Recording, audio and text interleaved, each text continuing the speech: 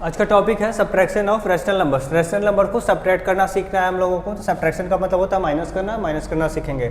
Subtraction करने से पहले हम लोगों को सबसे पहले सीखना होगा एडिटिव इन्वर्स के बारे में। Additive inverse of a rational number.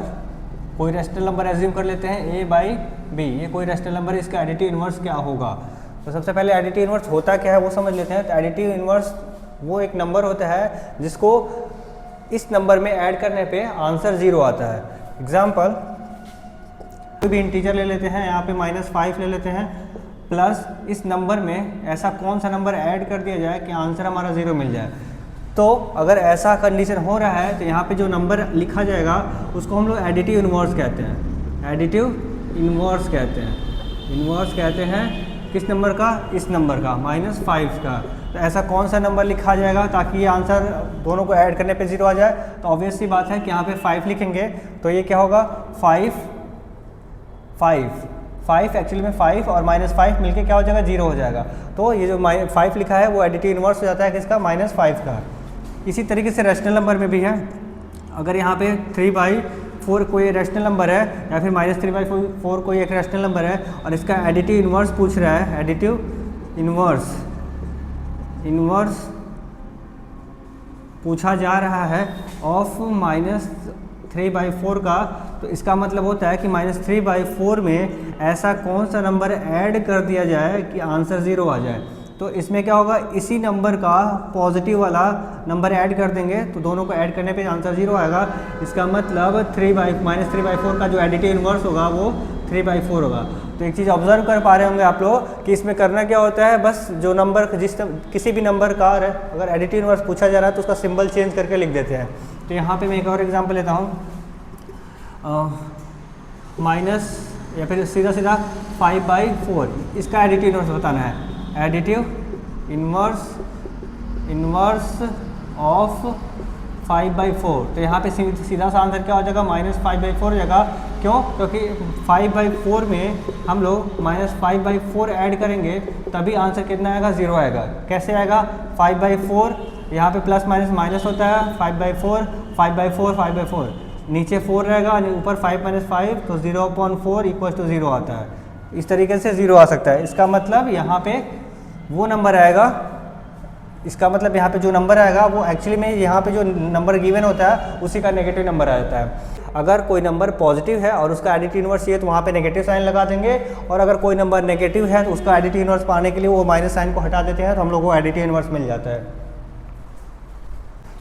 तो अभी तक मैंने जो समझाया उसके according additive inverse of rational number a/b क्या होगा? इसी का नेगेटिव नंबर -a/b हो जाएगा। तो यहाँ पे ऐसे हम सॉल्व कर सकते हैं। 2 क्वेश्चन मैंने दिया है सॉल्व करने के लिए, इसका जो आंसर होगा वो आप बता सकते हैं, खुद भी ट्राई कर सकते हैं। Find the additive inverse of -11/20। -11/20 में ऐसा क्या ऐड करना है कि आंसर 0 आ जाए। तो ऑब्वियस सी बात है कि -11/20 में अगर प्लस ऐड करना होगा तो 11/20 ऐड करेंगे तभी आंसर 0 आएगा। इसका मतलब यहाँ पे 11/20 क्या हो जाएगा? एडिटिव इन्वर्स हो जाएगा -11/20 का।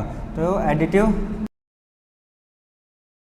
इन्वर्स ऑफ -11/20 = 11/20 हो जाएगा। नंबर सेम होता है, उसी नंबर का नंबर सेम होता है, बस अगर वहाँ पे नेगेटिव होता है तो पॉजिटिव लगाते हैं, पॉजिटिव होता है तो नेगेटिव लगाते हैं।